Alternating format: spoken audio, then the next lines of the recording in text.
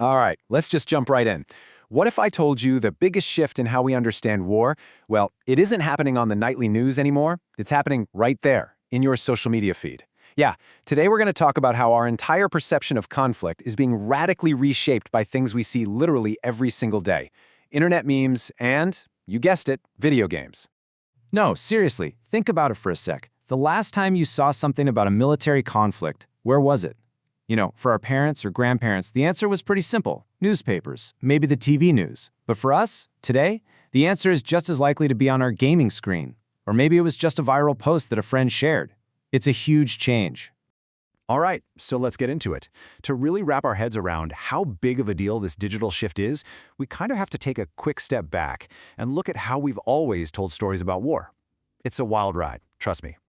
For thousands of years, war was the stuff of legend, right? Epic poems like the Iliad, these huge stories about heroes and gods. Then, boom, the printing press comes along, and suddenly we have detailed accounts, strategy guides, you name it.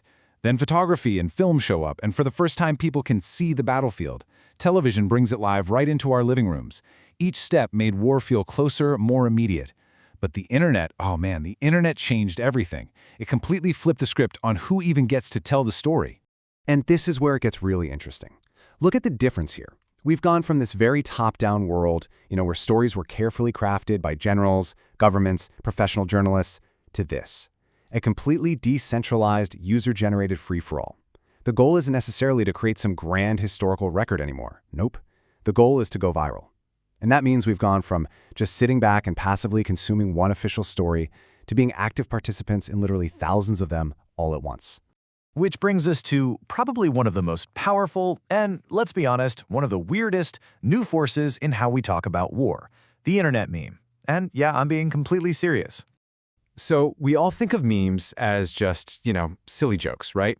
But they're actually these incredibly potent little units of culture.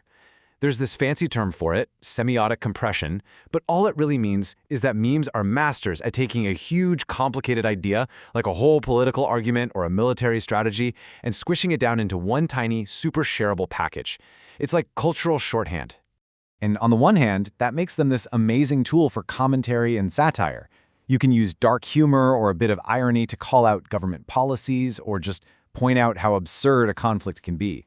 It gives a voice to people on the ground, soldiers, civilians, letting them shape the story from the bottom up. And this is a big but. There's a flip side. That exact same power to simplify things, it's also a huge danger.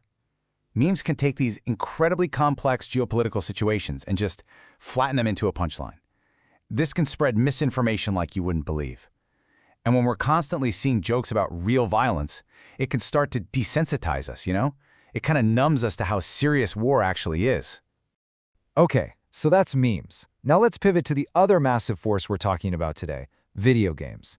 They let us participate in combat simulations in a way that's totally unprecedented. But it begs the question, right? Does experiencing war as a game, does that actually change how we understand the real thing? And this quote right here, it just hits the nail on the head. It gets to the core paradox of it all. What it's saying is, through gaming, we can get incredibly good at the mechanics of war. We can learn tactics, squad movements, what every weapon does. We learn the how of it. But, and this is key, knowing how it works doesn't mean we understand the devastating consequences. And this table here really breaks down the two sides of that coin perfectly. On the one hand, yeah, these games can absolutely help develop real skills like strategic thinking and teamwork. That's the upside. But the downside is pretty serious. They can desensitize us, make us numb to it. They often boil down really complex moral choices into a simple good guys versus bad guys story. And maybe worst of all, they can make violence look, well, cool, almost beautiful even. So here's the bottom line. You've got memes on one side, video games on the other. Two absolute pillars of our digital world. And they're both feeding into the exact same thing. That solid line that used to exist between real-world war and entertainment, it's getting really, really blurry. Almost impossible to see sometimes. Just let that sink in for a minute. The lines are blurring. Think about your own feed. We're in this constant stream of what you could call infotainment. You could be scrolling and see a serious news report about a real battle, and then the very next post is a satirical meme about it, followed by an awesome gameplay clip from a game set in that exact same region. It all just blends together. A good way to think about it is like a diet. Decades ago, your information diet about war was pretty much one thing: traditional news. But look at this chart. Today, our war diet is this wild mix. A little bit of actual journalism, a big helping of memes, a huge portion of video games. When that's the mix you're consuming every day, how are you supposed to easily tell the difference between objective reality and just plain old entertainment? It gets tough. So, what do we do with all this? What's the takeaway here? I mean, why does any of this even matter? And how in the world are we supposed to navigate this totally confusing new landscape without, losing our grip on what's actually real? Well, the answer isn't to just, quit video games or log off social media forever. It's about becoming a smarter, more critical consumer of all this stuff. It's about engaging with it, but with our eyes open. So next time you see a meme, a video, a post about a conflict, just pause for a second. Run through this little mental checklist.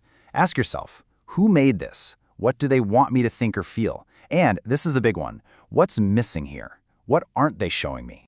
And that really leaves us with one final, pretty heavy question to think about. As war becomes more and more just content for our memes and a backdrop for our video games, are we still being informed citizens who are engaged with the reality of what's happening, or are we just becoming spectators, kind of sitting on the sidelines, watching some of the most serious events in the world play out like it's just another form of entertainment? It's something we all really need to ask ourselves as we navigate this new digital battlefield.